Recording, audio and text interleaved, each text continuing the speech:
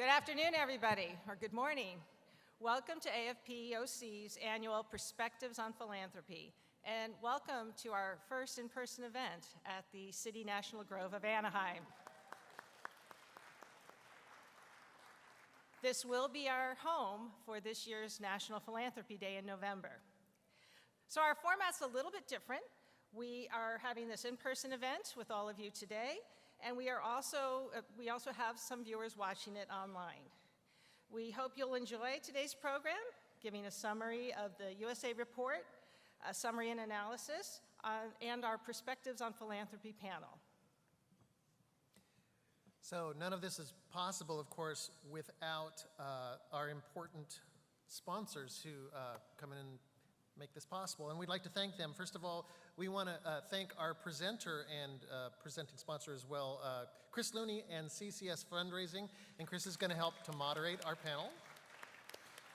We'd also like to thank National University, 1OC, Orange County Community Foundation, and the Sanford Institute of Philanthropy at National University. Thank you to all of you. You make this work, and we can't do it without you. At the end of this session, you'll see an announcement of our upcoming events, but just to let you know, our last virtual chapter meeting will be August 24th. It's a virtual meeting with the San Fernando Valley chapter. We'll be discussing the topics of salary inequity. So with that, I am pleased to introduce Chris Looney to take us through the Giving USA report.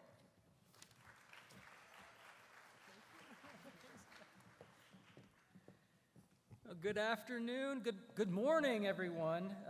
This is interesting for me because I don't think I've been in front of an audience for 18 months, so I'm kind of out of practice. I hope I don't make any faux pas, but it's so great to be with all of you, and I'm so excited that you decided to join us in person, but we also have a great group of people joining virtually, and it's fun to have a hybrid event. And I hope everything is great today. But I also wanted to be sure to thank AFP, Orange County, the board, and all of the volunteers, sponsors, and everyone that worked so hard to put this event together for all of us today. We're so glad you joined us for this special presentation and conversation.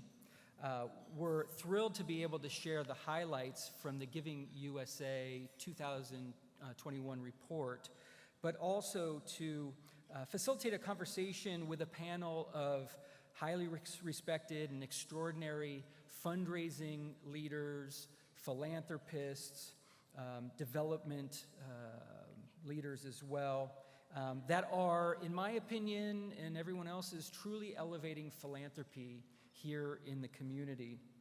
If you joined us for 2020, virtually, of course, you remember how cloudy the outlook was for us all at that time, and it was a time of great concern, very low visibility, and while we're certainly not out of the woods by any stretch of the imagination, I'm certainly more confident today than I've been, and very excited for the opportunities that I see out ahead.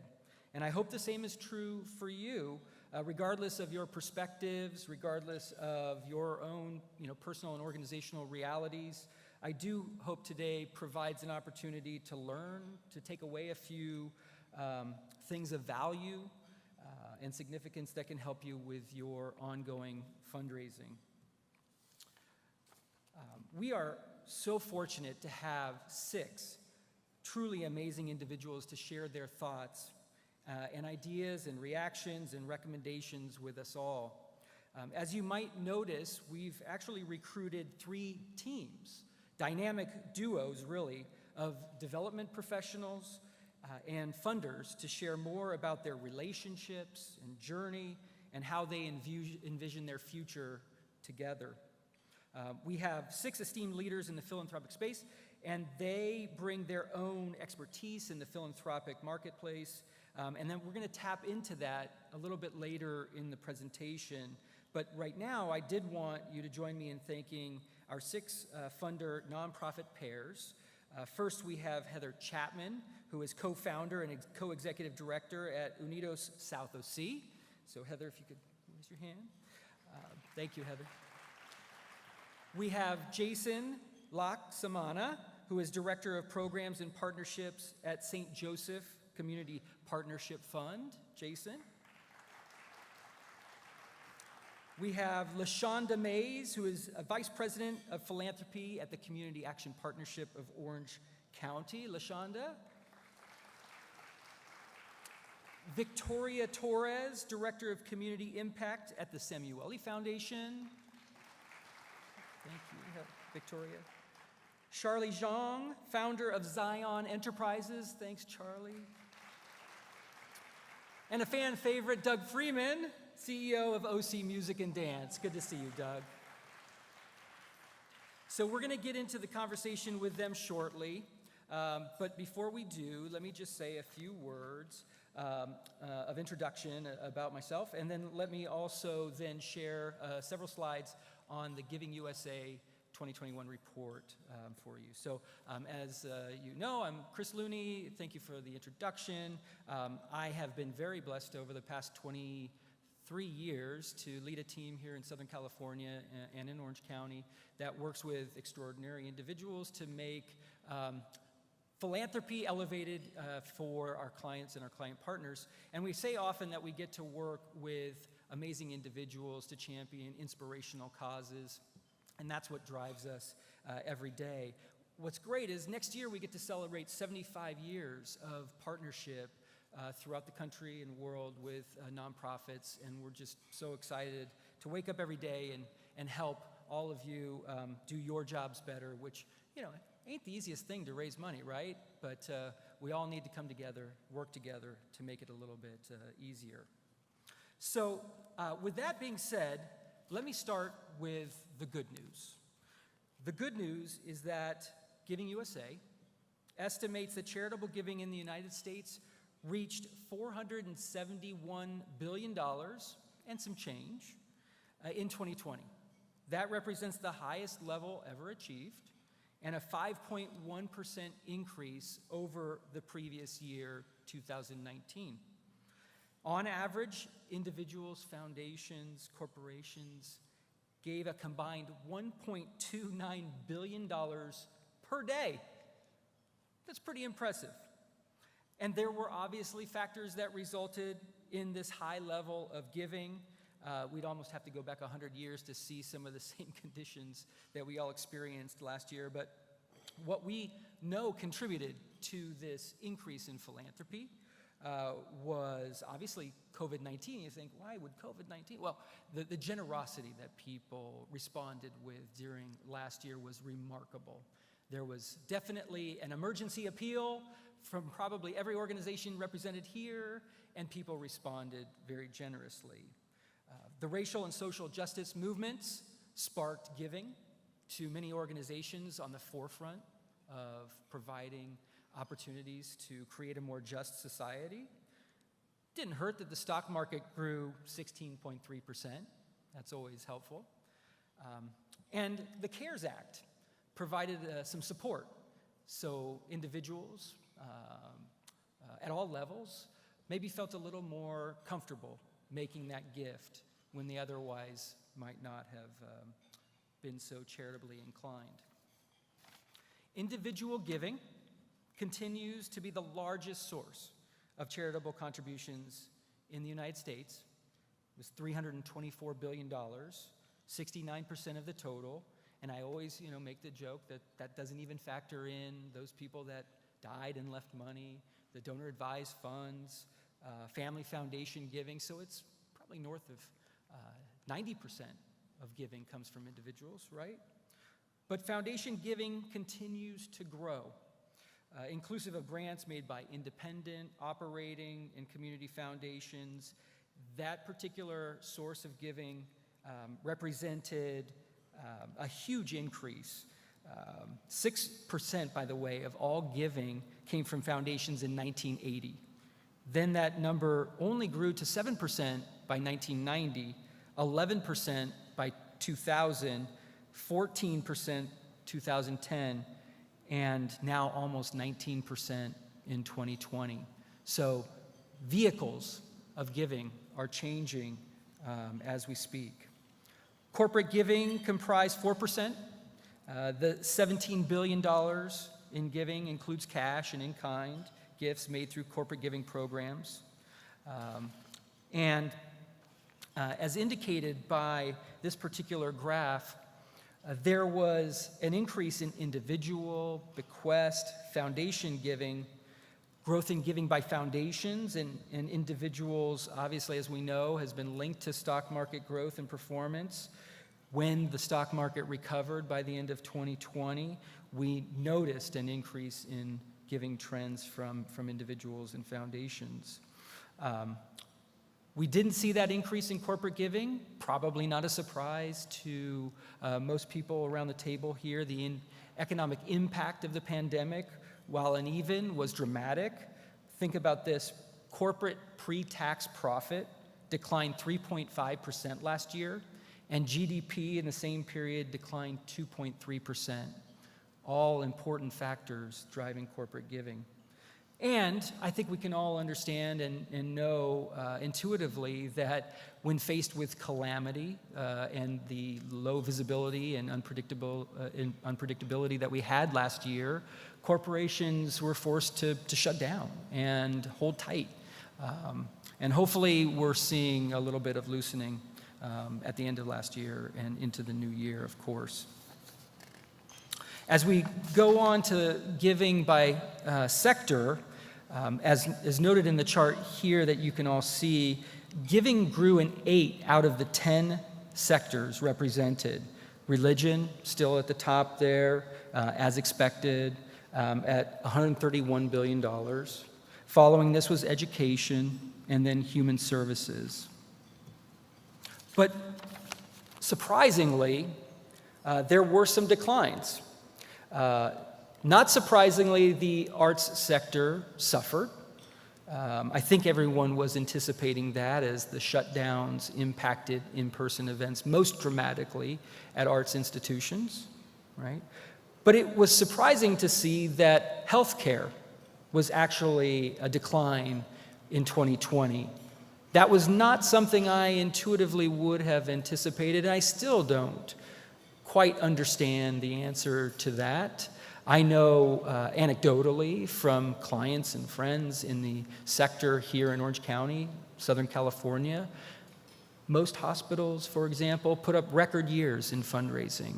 So this experience locally doesn't really connect to me on a national level. I can't quite understand why giving to health would be down, especially in a year like 2020, where health was so universally important to all of us, right? But I would say that 2020 was unprecedented in many ways. The response to COVID-19 was monumental and reflects the global impact that we saw. So for example, as of July 2021, Candid, an agency that reports a lot of data, recorded that more than $23.9 billion was granted and pledged in support of COVID-19 relief efforts specifically. That's amazing. And over $22.1 billion of that total has been designated for organizations based right here in the United States. That's a huge shift. That's money that was not necessarily going somewhere else. And in 2020 and 2021 to date, American donors used philanthropy as a tool to advocate for long overdue changes in society amid a pandemic that exacerbated existing inequities and the widespread movement for racial justice that was spurred by tragic deaths across the country. So it was an amazing and unusual, in many ways unfortunate time that saw philanthropy respond. We know that there's a connection to GDP, gross domestic product. It's always hovered around 1.9, 2%, but I am so heartened to see a positive trend toward a higher percentage of giving as a percentage of GDP. I do hope that that trend continues up closer to 2.5, 3%. That would be very encouraging. We also know that giving has hovered around 1.9% on average of personal disposable income in the country. It's heartening to know that in 2020, 90% of affluent households gave to charity.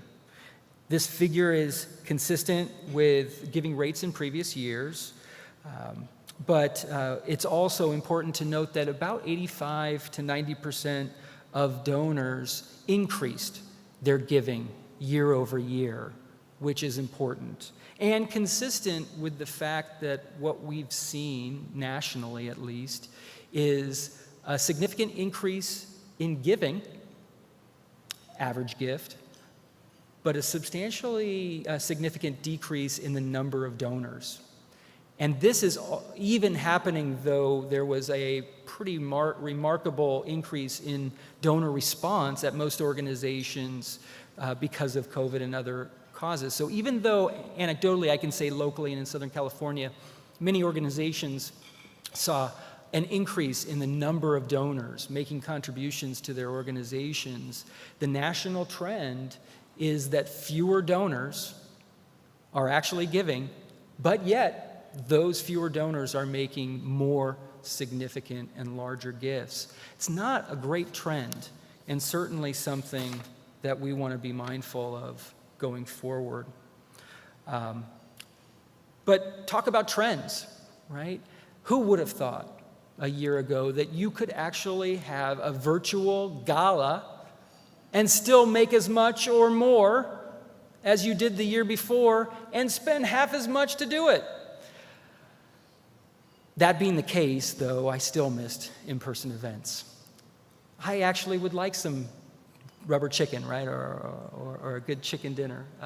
I missed in-person events, but I celebrated the fact that there were individuals, corporations, foundations, others that wanted to support virtual events and loved having a lunch delivered to their home or a dinner delivered to their home and could enjoy those events in the comforts of their home. But I've talked to so many organizations and they recognize that we're never going back, right?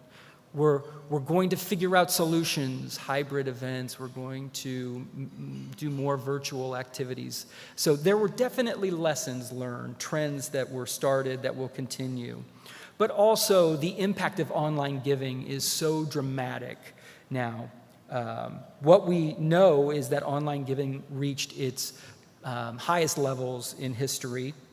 In 2020, online giving constituted 13% of all charitable giving in the United States. And a study by Blackbaud tracking over $40 billion in US-based charitable giving shows a 21% increase in online giving from 19 to 20.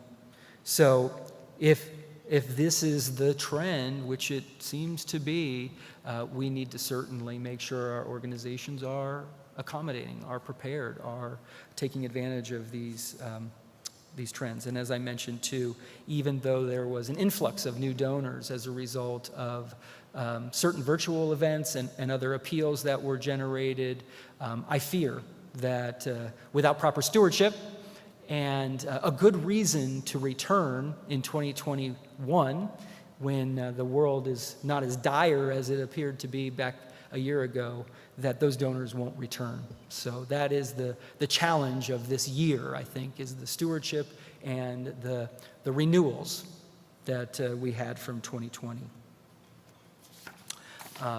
And so this slide really speaks to the fact that individual giving is becoming very top-heavy, speaks to the reality of fewer donors, but making larger gifts. Consider the fact that 20% of households in the United States are providing 80% of all charitable giving in the United States. The old 80-20 rule, right? How long until it's 90-10? I mean, that's the trend, right? We have to fight against that trend as fundraising professionals. We also need to recognize that 1% of households are providing 45% of giving. So that's dangerous when it's sort of a less democratic exercise. So we need to continue to work hard to make sure that we can obviously take advantage of the 90% of ultra-high net worth individuals that are making large gifts, but also the 99% that can help the organizations that we work with. So there's a lot going on. There's a lot to think about. Real quickly, I just wanted to say a couple of words about Orange County. All of these statistics that I just went through are nationally based. Unfortunately, there's not a local organization that tracks what's going on here specifically 2020 or 2021. I think one of the things that we might want to consider doing in future years is having our own survey go out in advance of this event so that we can see how consistent some of these realities are here locally versus the national numbers. But there is some truth here locally to what the national trends reported.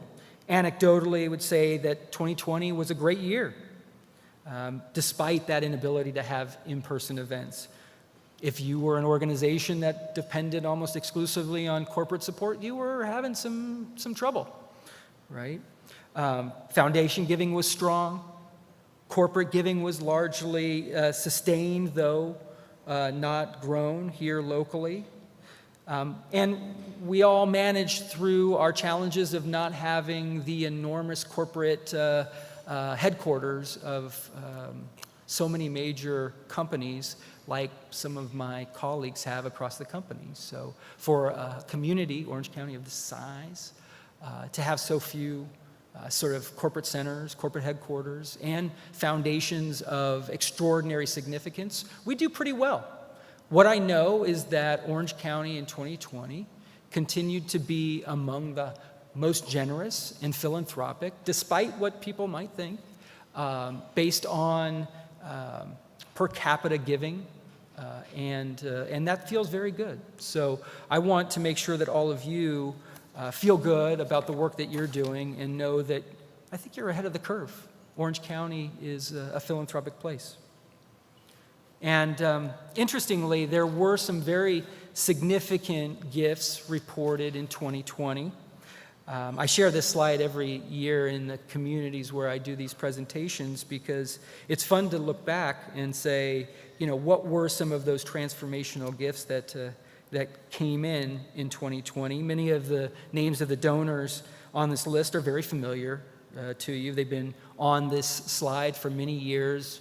Different organizations, different amounts, different purposes, but some of the same names: Simon Foundation, Arduous Family, Samueli Foundation, and Charlie is on the list here. That wonderful gift that was made, the Pacific Symphony, which we're also grateful for. Thank you, Charlie.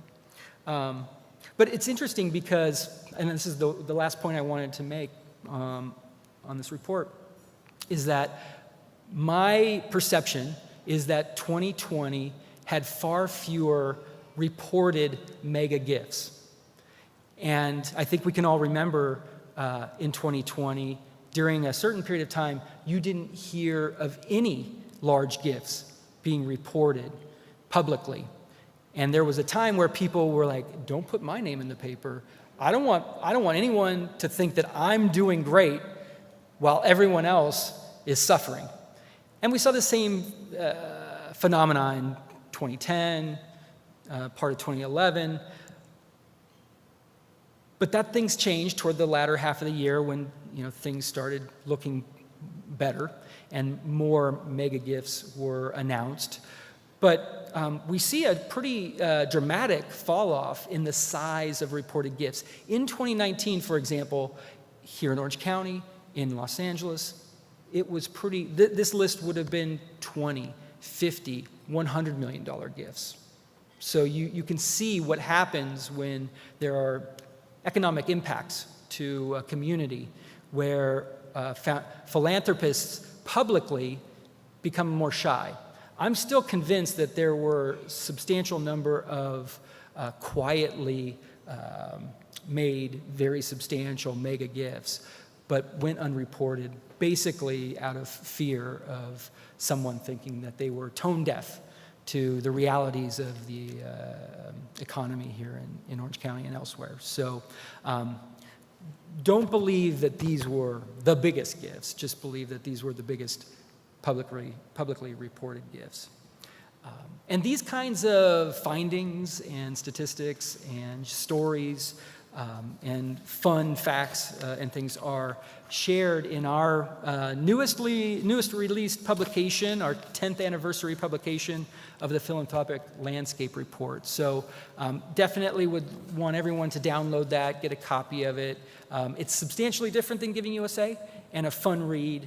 And the section that I love is the largest reported gifts every year that come in nationally. And it's pretty amazing. And it's going to be fun to see Mackenzie Bezos' name at the top of the list, right? That's going to be awesome. And I hope many of you benefited from her generosity in this past year. So that concludes the report section.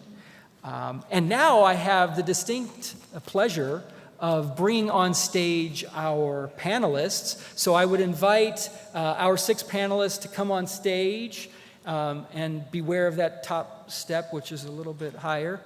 And then we can get into the panel discussion and talk about a couple of different themes.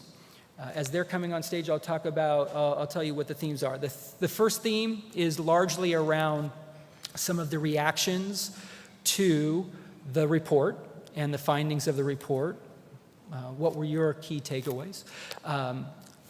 Theme 2 is largely around what the current environment is like and how your partnership is strengthened today, some of the things that a development professional and funder do together and collaboratively to maintain and strengthen the partnership. And the last theme is, where do we go from here? What does 2021, 22, and beyond look like? And how can we continue to thrive in the philanthropic work that we're doing? So panelists, welcome. It's great to see you all again in person. The last time we were together, we were in boxes. Now we're in living color, which is wonderful. And I think it's appropriate because no one here really knows you well. And the work that you do and the roles that you play. So what I'd first ask you to do is to introduce yourself and share a little bit about your organization, if you are the development professional. And if you're the funder, share a little bit about the passion that you have for philanthropy or the passion you have for the organization that you're partnered with here today. So Doug, would you lead us off? Thank you, Chris, and it's nice to be back here. A lot of good memories in this building with a lot of you. So I guess the first is a comment about these numbers and what they mean. I have a slightly different take, although the numbers are the numbers, but the increase in the foundation giving, to me, was a very important marker.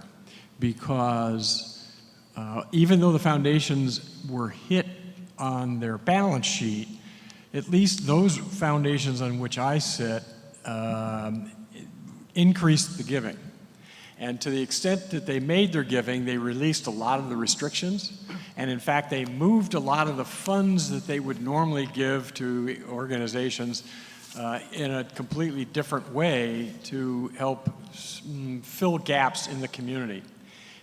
I can think of 5 different foundations where that was the policy. They either released the restrictions so that the institutions could use them for general operating expenses if that's what was needed, or they actually shifted their strategic giving to more personally needed within the community. And that's why I think a lot of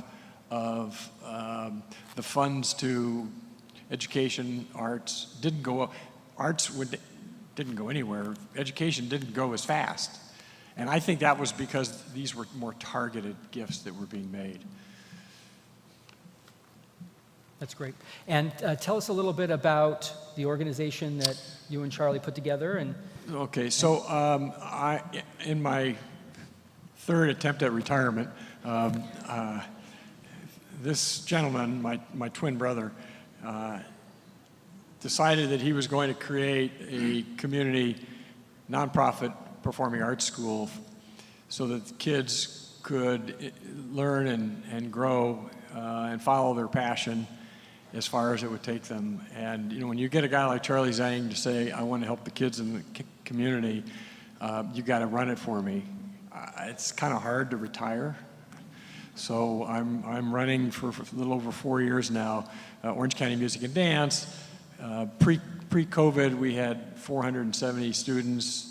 Post-COVID, we're down to around 300, but growing back pretty fast. And 55% of our kids are financially supported.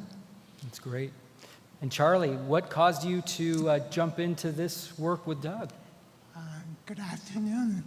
So I'm very honored to have a time with you. This is almost 15 months, 16 months ago. Finally, we see each other in person. So exciting.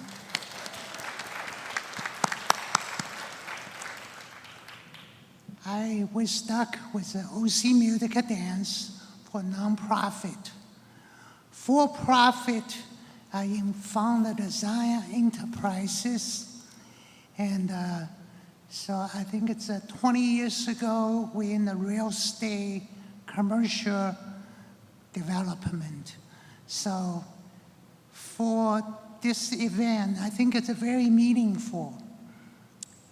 We in United States, Orange County marketplace, it's a rock of philosophy everywhere. So I'm so proud of we live in this community. It's very good to see you. Wonderful. Thank you. Thank you, Charlie. Victoria, what can you tell us about the Samueli Foundation and your passion for the work that you do with Community Action Partnership? Yes, thank you. I'm Victoria Torres with Samueli Foundation. I'm a Director of Community Impact, and with a specific focus of Anaheim. So I was hired about 2 years ago to come into the community and really start discovering and learning about what's going on. And through that, I knew about CAP-OC, but I met LaShonda and was able to take a tour of Anaheim Independencia, meet staff, and from there, just really grow the relationship, which we will talk more about.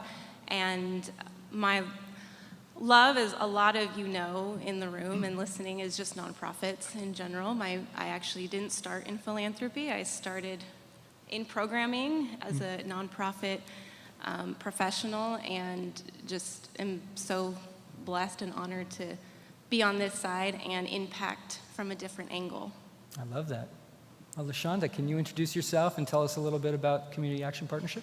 Yes, absolutely. LaShonda Mays, I'm the Vice President of Philanthropy at Community Action Partnership of Orange County, which we affectionately call CAP-OC. Some of you may remember KPOC, but it's actually CAP-OC now. But we work to really end and prevent poverty in our communities. So we address immediate needs. We operate the OC Food Bank. We also provide utility, and last year we expanded our emergency rental assistance. But we also work to empower communities where they're at. So we do offer a lot of programming. We operate 3 family resource centers, and Victoria mentioned one of them, Anaheim Independencia in Anaheim, but we also have El Medina Family Resource Center in Orange, as well as we just took on Southwest Community Center in Santa Ana. Wonderful. Thank you so much. And Heather, would you tell us a little bit about your organization? Sure. I'm Heather Chapman with Unidos South OC.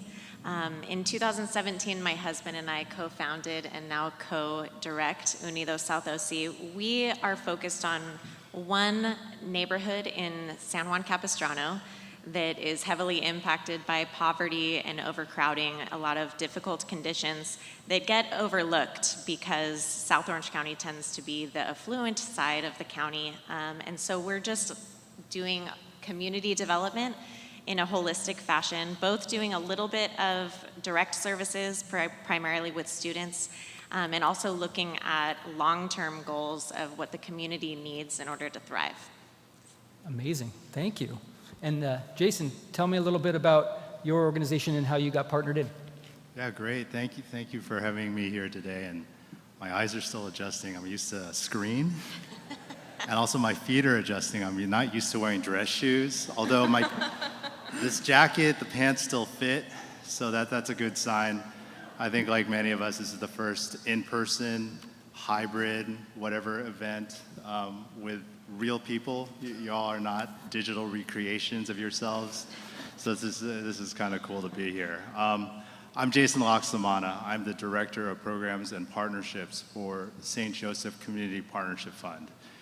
The fund is a 35-year-old grant-making foundation which until a few years ago was linked very closely with the St. Joseph health system. And I know many people here are familiar with the health system here in Orange County. A few years ago, we merged or came together with Providence Health and are now still the fund, but are working not just in Orange County, but throughout the West Coast.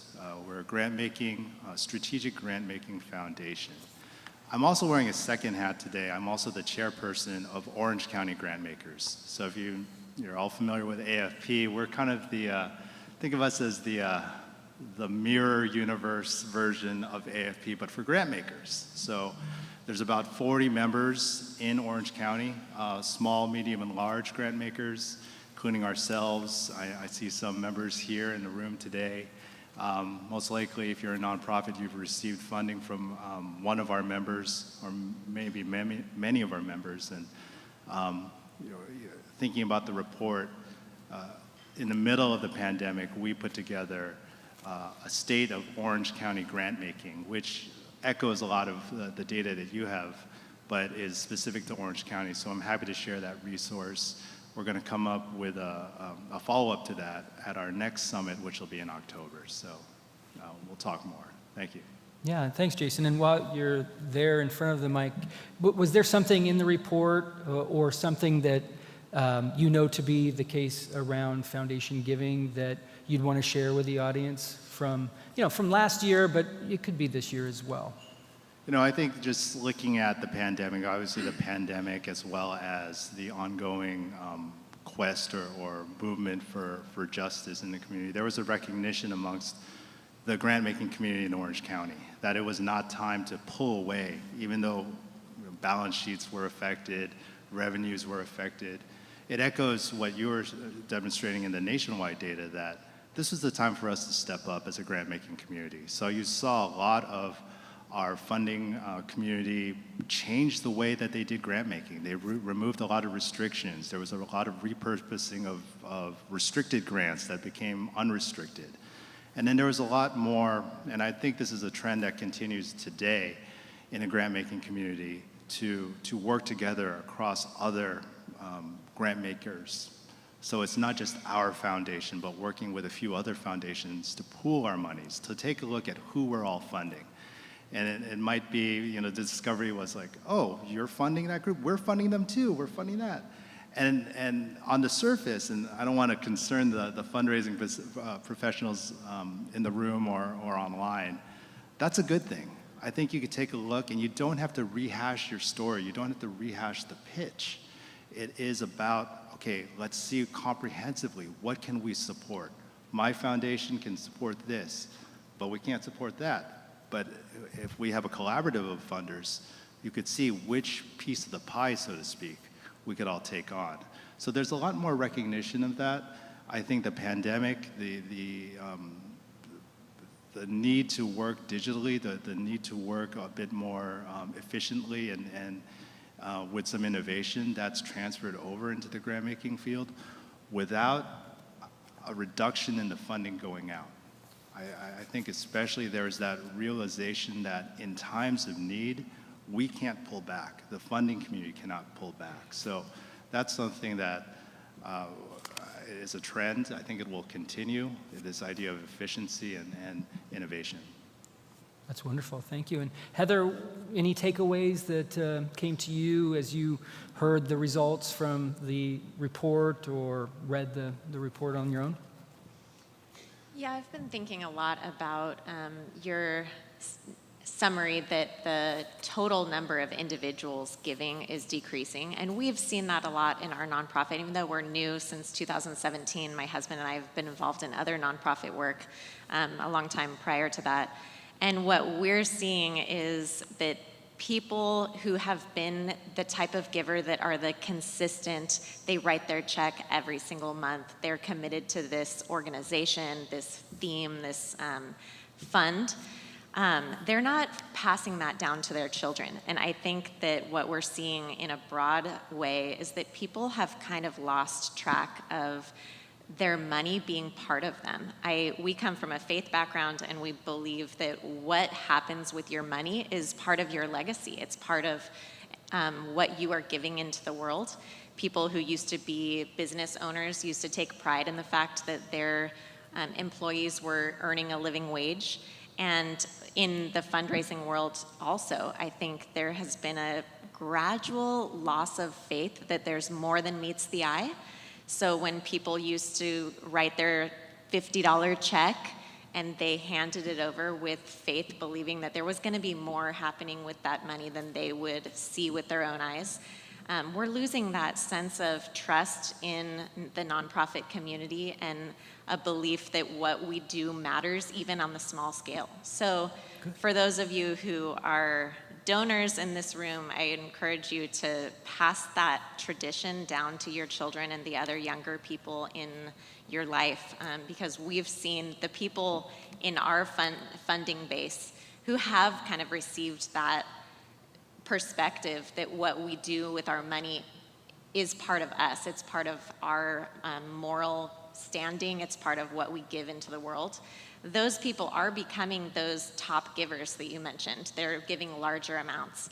But we're losing so many people who just think it doesn't matter, my small gift doesn't matter.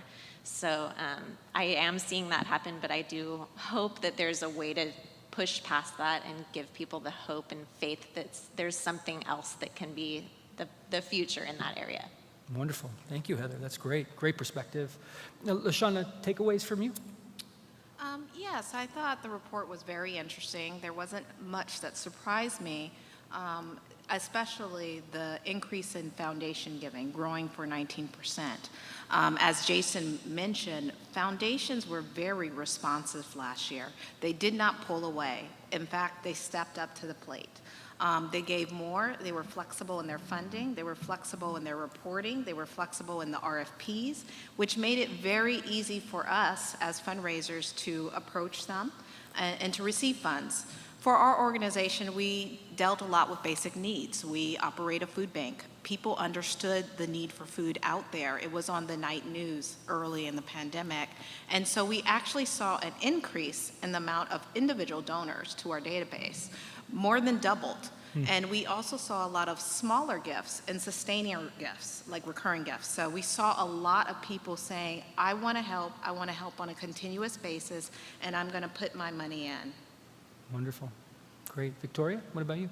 I think I echo and agree, on the foundation side, definitely giving increased on our end with, especially towards the end, but more so in payouts. So there were just pledges on the books that we had decided, let's just give that money now. And so that was a big bulk of our foundation giving. But I too was really interested in the individual giving data. Part of my work in working with grantees during the pandemic was really just checking in, and that's how our conversation had started.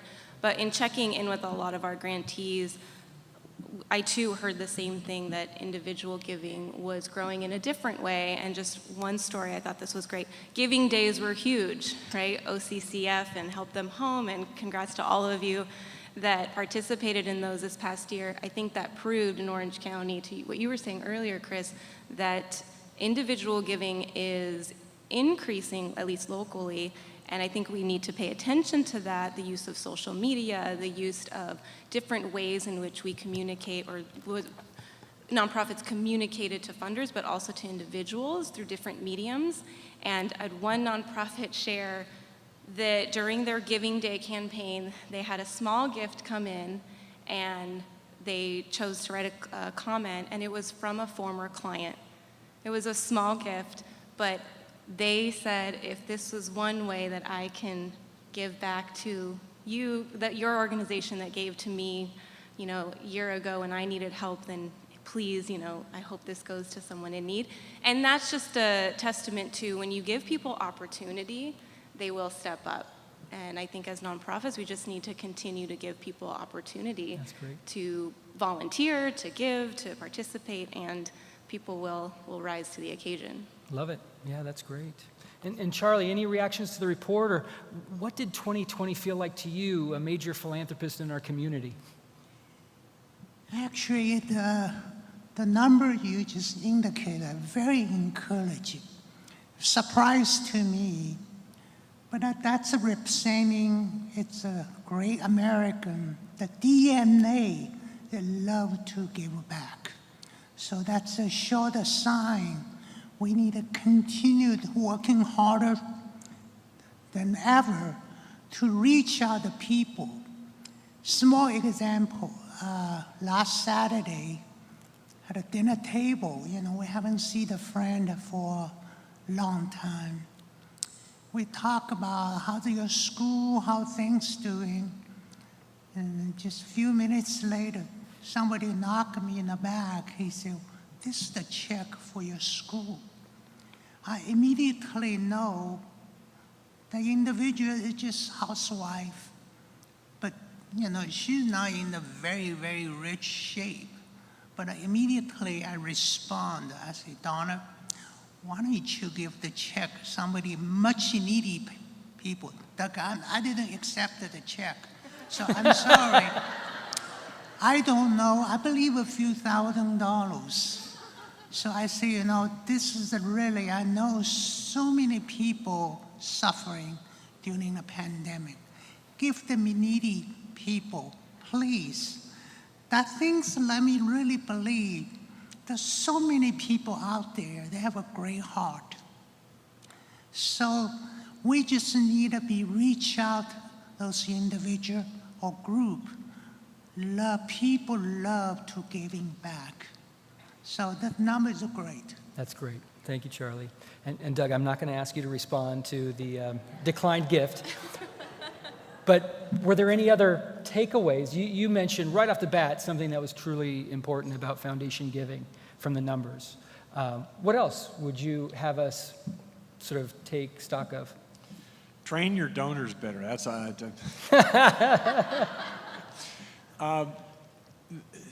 the numbers aren't very wildly different. If you think about it, the bequests went way up. You don't really plan for that, right? They do ebbs and flows. But one of the factors you may be seeing is that people are including philanthropy in their last wills or in their trusts at a higher level than they were before. So that I don't know if that's the case. It'll take 2 or 3 years before we'll really know that trend. But the other thing is that a lot of the funds from individuals actually went to donor-advised funds last year. And that's important for a couple of reasons. First of all, it tells you the strength of that vehicle. But secondly, part of the reason I think it increased the way it did is that those community foundations had a very good sense of where the real weaknesses were in the communities in which they were serving. So if you gave $10,000 to the community foundation, often it was make sure it goes to the folks that really need it. We're in such trouble. This is 2020 talk. So these numbers may be more squishy in terms of what assessments we make, because the factors leading to them are affected by what happened in 2020 in ways that we may not totally yet understand. That's great. That's important. Yeah. Okay, so we've tackled theme 1. We're on to theme 2, which for me, given who we have assembled, is importantly about relationships and the connections that you have between organization and funder. 2020 was difficult because there was a need to really educate and inform funders about what was happening with the organization, what the needs were, and there was concern that your funders might be negatively impacted by what's going on and might not be available to help you. So tell me a little bit about the experience that you all shared last year, the things that were going on between you as connected duos and pairs, and then how things emerged and how they look together going forward. And Victoria and LaShonda, if you don't mind talking a little bit about your partnership first, what it looked like in 2020, how it thrived, what recommendations you would give to others based on the way you're operating, that would be great. Sure. I'll start first. So part of our work in Anaheim is also working closely with the Anaheim Community Foundation. So we actually had a fund there where we put out a request for proposals for some giving. And that's really how the partnership with CAPOC started. And we had a lot of big plans in February of 2020 with multiple nonprofits and supporting community hubs that we had identified throughout Anaheim, and CAPOC was one of them. And then March hit, and very quickly reached out to all our grantees and just said, let's have a conversation, tell us what's going on. And that's really where we just said, do what's necessary, do what's needed, and CAPOC made those decisions. But then after that, what I appreciated about LaShonda and what she was, how she was engaging with me in the relationship was just checking in, not just checking in to tell me how the grant was being utilized, but just to check in and tell me how Anaheim was doing. I think what really clicked is, she knew my focus. She knew the foundation focus. I mean, Samueli, we give in a lot of areas, right? Nationally, internationally. And you saw on the screen earlier, UCI, but she really knew my particular focus with the foundation. And that helped. So it wasn't just newsletter emails, but also quick check-ins and emails and communicating with me in that way. And so when it came time for us to really be able to start giving in Anaheim, I also work with a lot of city contacts and stakeholders. CAPOC rose to the top because in speaking with the city and learning about their needs, I just kept hearing LaShonda in my ear of what they were doing and how they were responding. So it made it a really quick transition to just call her up and say, here's what's going on. And CAPOC really has, they're a larger organization, but I love also just the resource navigation and just all the multifaceted programming that they have, and if they don't have it, the way that they partner. So wonderful. Yeah. Absolutely. And for all the fundraisers in the room, I know you know that communication is key with your donors. And as Victoria mentioned, it wasn't just about the grant that we had together. It was about sharing updates about what we were doing as an organization. We had big plans for 2020, as probably most organizations did. We even did a rebrand during 2020. We changed the way we operated. We implemented a whole family approach, and we did that all throughout a pandemic. So part of my goal was, because I see this as a partnership, is to inform her every step of the way. Even if it wasn't directly related to our grant, I wanted to be sure she knew what we were thinking of, what our challenges were, and where our opportunities were. And that way it made a pathway for us to be able to collaborate on our newest project. And I'll add, and I appreciated being seen as a funder who's a connector and a capacity builder and not just someone who could write a check, and there were many conversations we had where it was simply, where do I find this, or who do I talk to for this? And if I was able to provide that, it made me feel good, like I was useful during the pandemic. That's great. No, that's wonderful. How about for you, Jason and Heather? What did 2020 look like, and how has your relationship grown? What advice would you give? Yeah, 2020 was, you keep hearing the word unprecedented, but I think that's really what it is. But, even taking a step back, I think looking at how we began engaging with Unidos, I think when you look at our foundation, it's been a journey over the last, especially 10 years, realizing that, yes, we're here and we're here to provide some supports to some immediate needs, and we'll continue to do that. I think there's some folks in the room who've been recipients of our emergency food and shelter initiative.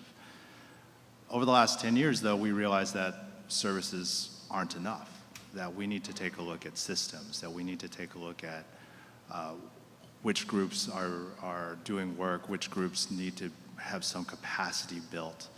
And so within one of our initiatives, the Community Building Initiative, it focuses on neighborhood revitalization, on neighborhood leadership, on community capacity building.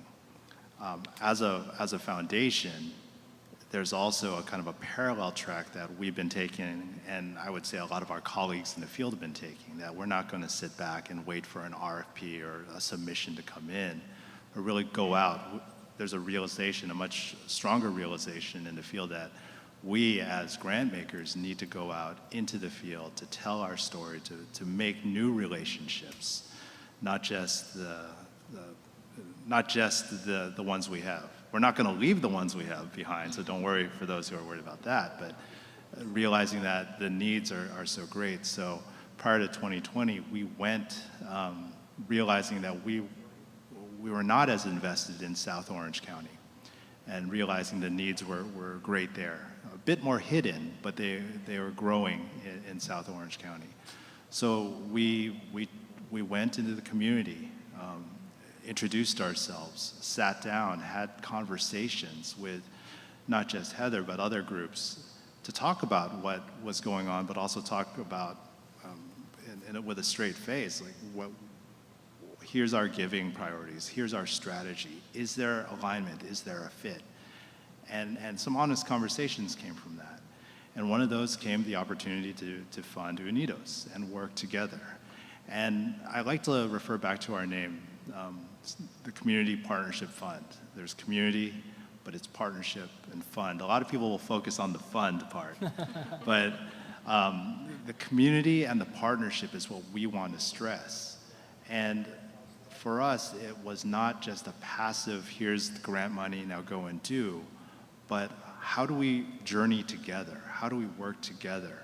So yes, there is funding there, but then there was also coaching, a consultant coach that we provided in addition to the funding, to work on capacity, to work on implementing strategy, knowing that the nonprofit infrastructure in South Orange County was not as robust, say, as in Central or North Orange County. So I'll leave it to Heather to pick up. Yeah, I would ditto it. From our perspective, it was a game changer that they came to South Orange County and assembled a meeting of small nonprofits like ours. Because as a tiny little nonprofit with our feet in the mud every day, we would never have met CBI and the Community Partnership Fund. We're doing the kind of work that I wake up sometimes in the morning with texts from residents asking for resource connection to a suicide hotline, or, I mean, we're completely immersed in the community need so much that it's very difficult sometimes to go out and look for the funding that would enable us to do the more long-term work. So the partnership that we have here, and he's right, it is a partnership, and more so, I mean, the funds itself are a great part of our relationship, but the Community Partnership Fund also has coaches that meet with me every single week, and we walk through this project that we're working on together. We're in year one of a 4-year project, but even prior to year one, they spent a whole year just building capacity and awareness in our organization, working with our board, making sure that we had alignment. So the relationship that we are able to have now, connecting their vision with the vision that we have in the community, is really made possible because of the way that they have put themselves out there to go and find the people that are the most connected to these little pockets of need in South Orange County that often go unnoticed.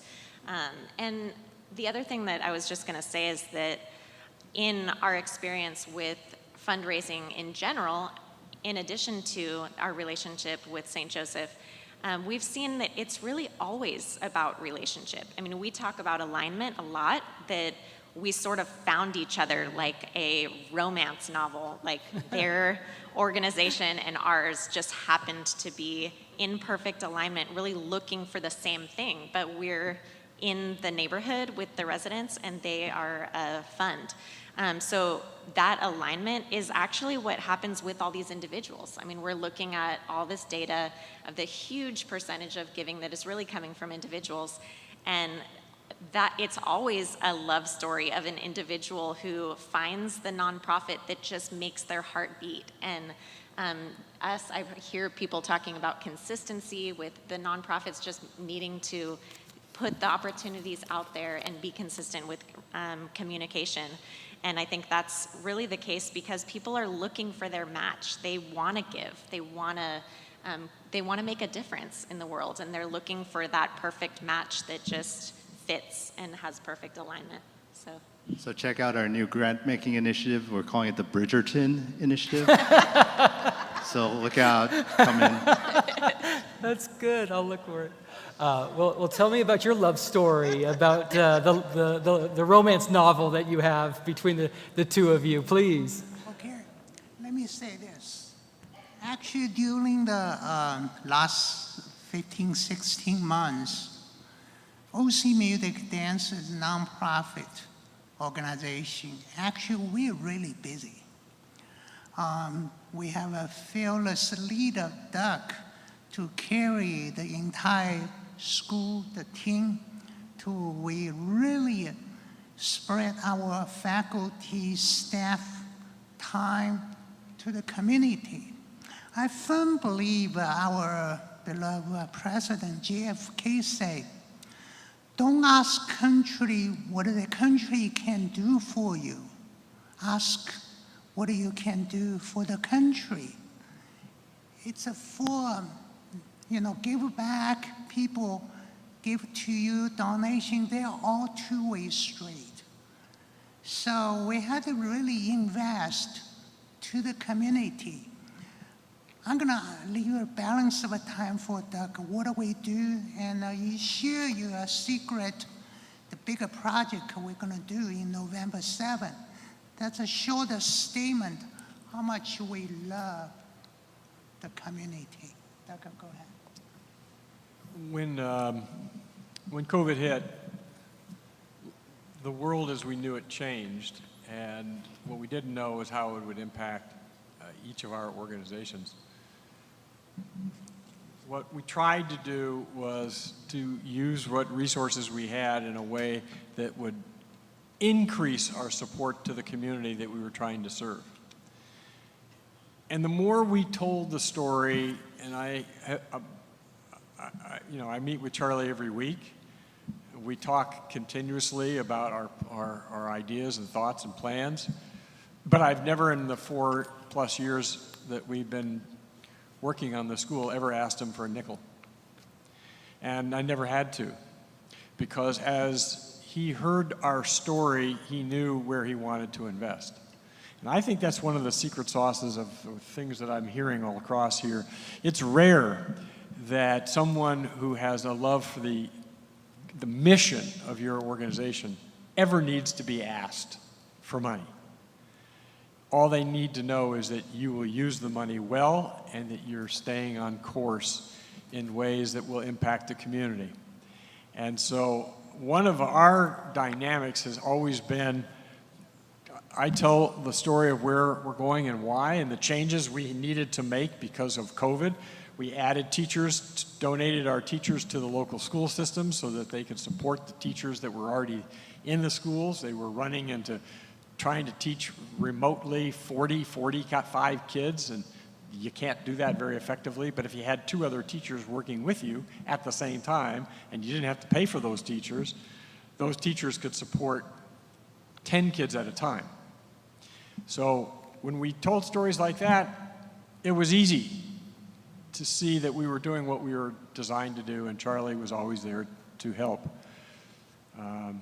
Charlie made reference to an event that, if you give me a minute, Chris, I just want you to know, because this is going to be quite an event. Charlie and I had our vaccinations back in February, early March. When we finished our vaccinations, we had this sense of joy that we were coming back. We were going to make it back. But it was a little premature because the whole county was in dire straits, and we really didn't see the door open until middle of June. Since then, we've decided that we are going to have a celebration in Orange County like you've never seen before. This is not an Orange County Music and Dance. This is Orange County. And we're going to be celebrating two groups. We're going to celebrate the healthcare workers, from doctors, nurses, techs, ambulance drivers, down to the orderlies, who really sacrificed their lives and much of their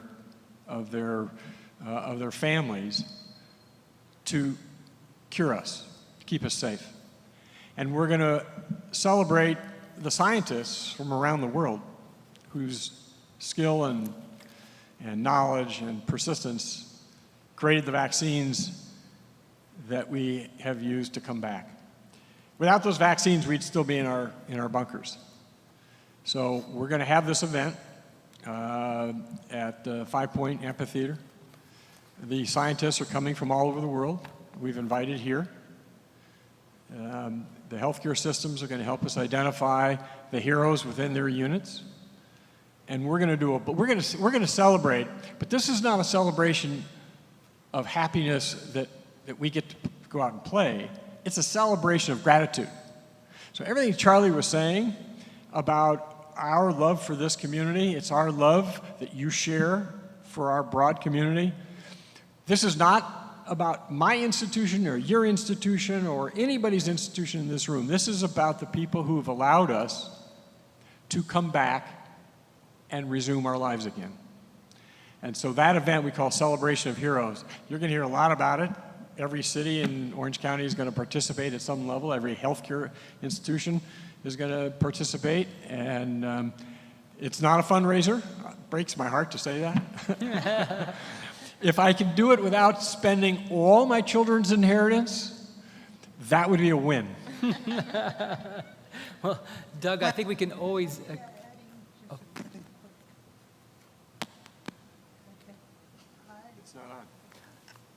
I can only control so much with my powers. Shut up. No.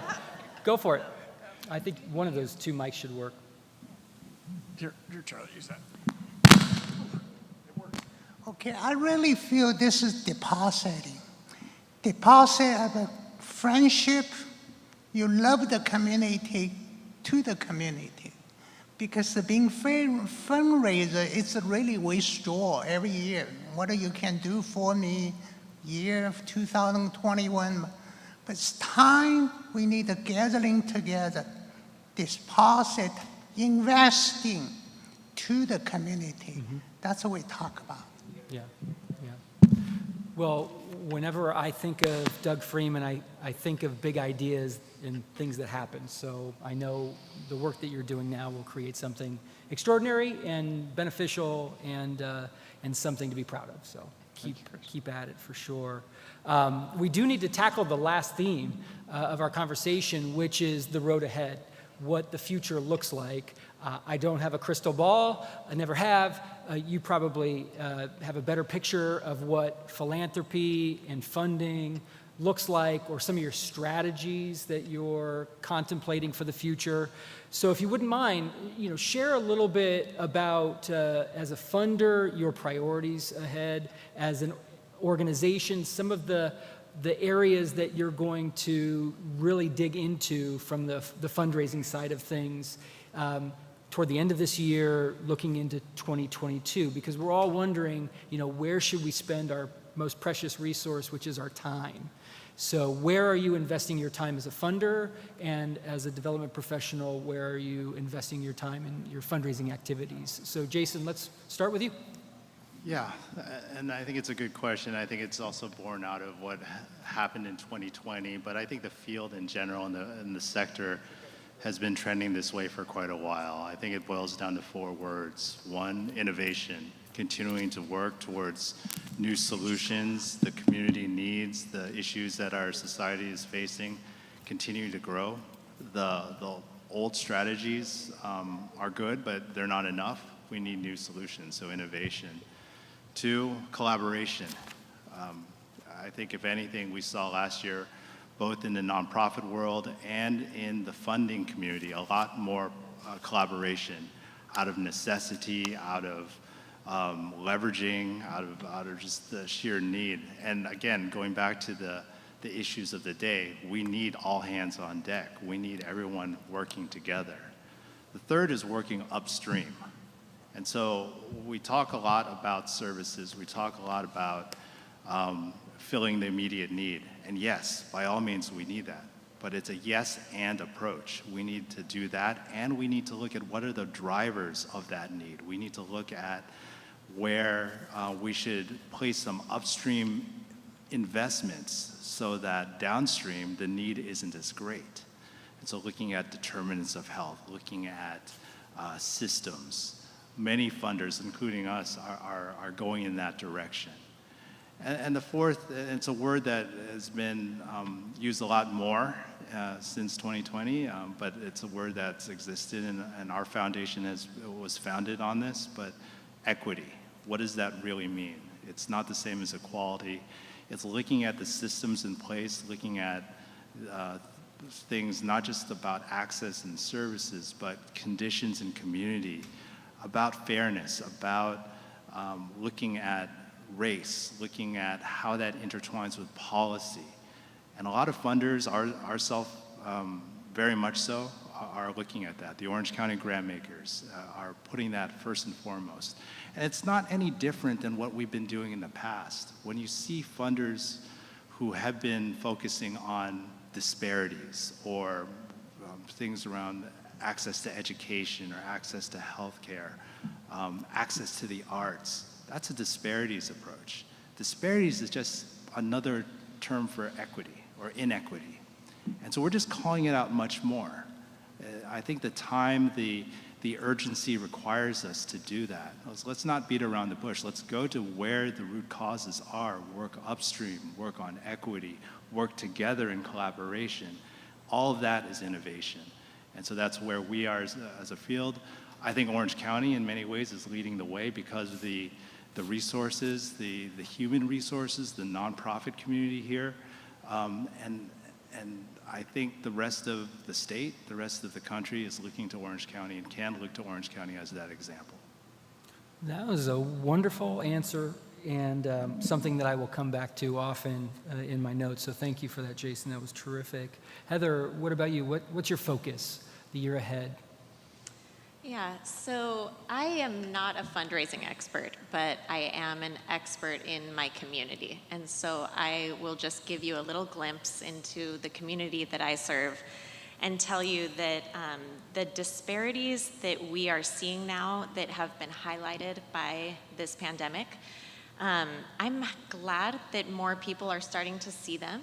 And I also want everyone to understand that we're just catching a glimpse. The disparities that we're seeing now in a public way have been the result of decades and decades of systems and conditions that are leading to different outcomes for two different communities. Our community is really interesting in that it's just basically one housing complex of 800 units, and directly across the street, you're seeing outcomes in education, wealth, health, totally different from the other side of the street.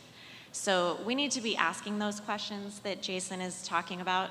We as a nonprofit are going to continue to be doing some direct services. We're going to continue doing our programs that are direct relief even, some services, some access to resources, resource navigation. But we're also going to continue doing the work with Jason that looks more long-term and looks back at how did we get here? How did we get to the situation where we're seeing these two very different communities right across the street from each other? And I think that's why it's so important to have the larger funders part of your overall plan, because the smaller funders, the individuals, tend to be more inexperienced givers. And so those are the givers that want to see those numbers. They want to see these are how many kids were in this program, these are how many hours that were given. And that's enough for them to give. But to do the kind of long-term work that's really going to change the environment is going to take a more long-term approach in the giving as well. And so that's kind of where we're focusing at this point. And I was going to say one other thing, but I'll come back to you if I remember no, it speaks importantly to the messaging that you're creating for your donors and prospective donors as well, so I appreciate that. LaShonda, what about you? Advice that you'd offer folks? Focus? Well, I just want to echo what Jason and Heather said. It's got to be a long game. The disparities have been there.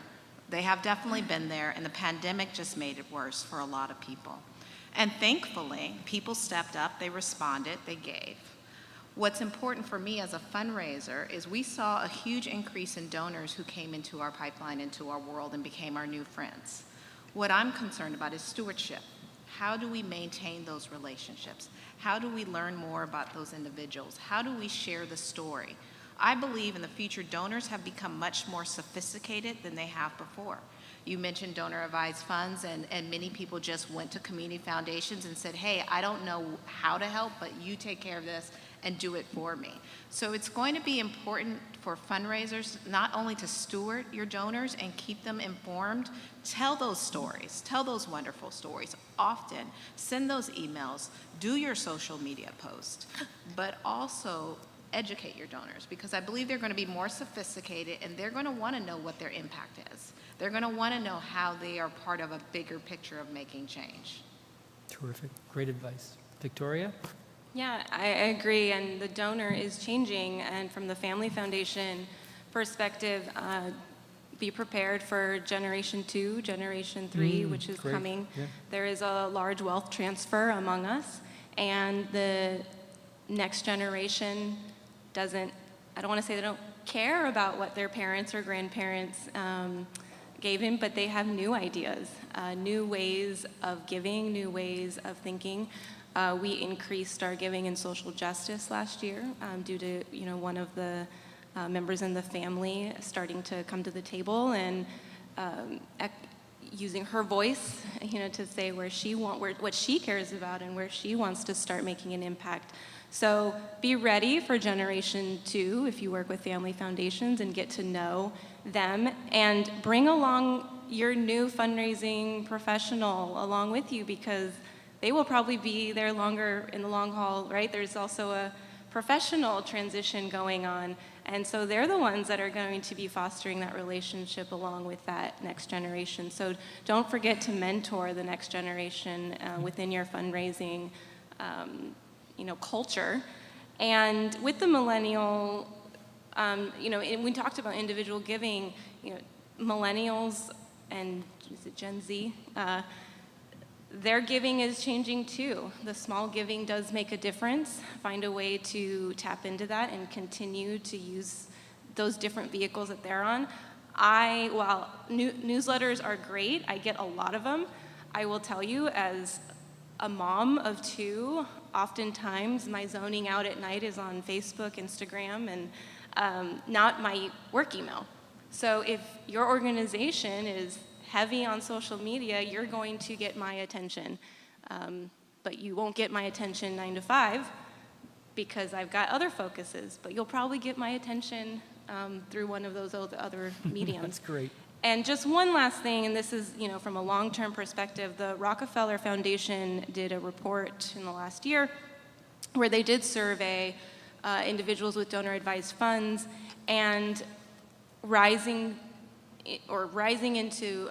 rising in their level of knowledge is program-related investment models and working with social purpose corporations.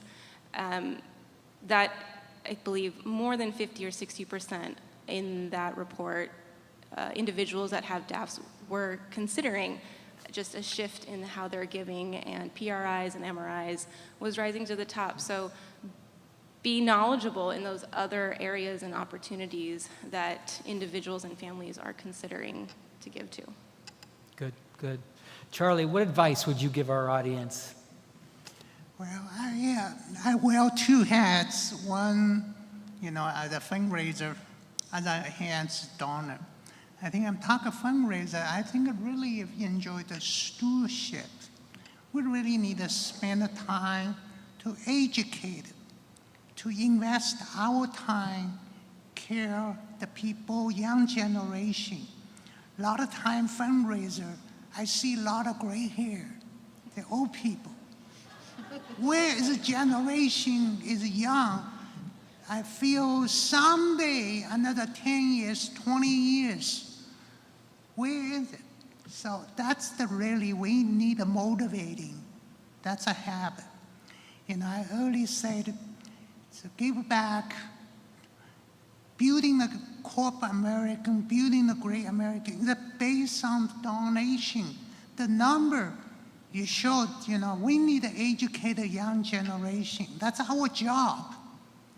I had 20, 30 years ago, I have no idea. I'm not even willing to give $300 because the older generation coached me, inspired me, and empower me. Let me be today's Charlie. I want to have that's a formulation to give others. Other hand, based on the donor, I think we are really hit the perfect storm. And we are injured a lot for a lot of business sector.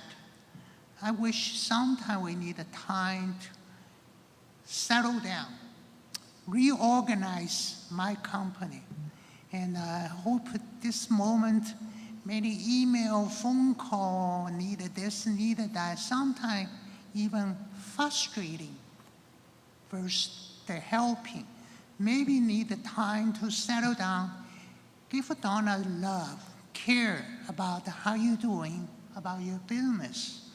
We in the income for the rental, we can start to have a 6-digit income monthly because people refuse to pay rent, become 6-digit negative, just swing. It's time to recover, but we need a time to care your donor. So that's really is the name of the game.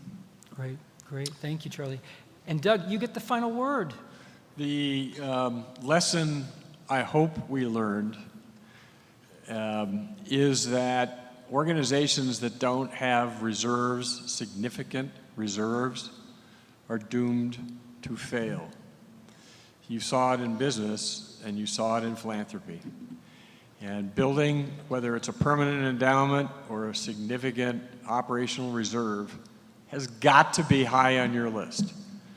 I know that every nickel comes in you would need to operate your current programs, services, but if you don't start setting funds aside, the next pandemic, and there will be another one, may wipe us out. So build those reserves, build your endowment, do the sacrifice every day, every month, every year. It doesn't happen all at once. But you have to be able to weather the next major shift. It's going to be a shift either in our ability to continue to function, or it's going to be a shift in where the donors are coming from, and you may not be moving in that direction. You have to build your reserves. And that's great advice, and good advice to end with. So because we're at time, can we all thank our panelists for sharing their great wisdom and expertise? Thank you all. This was extraordinary. We had a lot of time together, which was great, and we explored a lot of different themes. And your recommendations, your advice, your thoughts are only going to benefit our live audience and our virtual audience, so thank you so much. And maybe next year we'll be talking about cryptocurrency in the donor marketplace. But I can guarantee you one thing, we won't stop talking about reserves and endowment.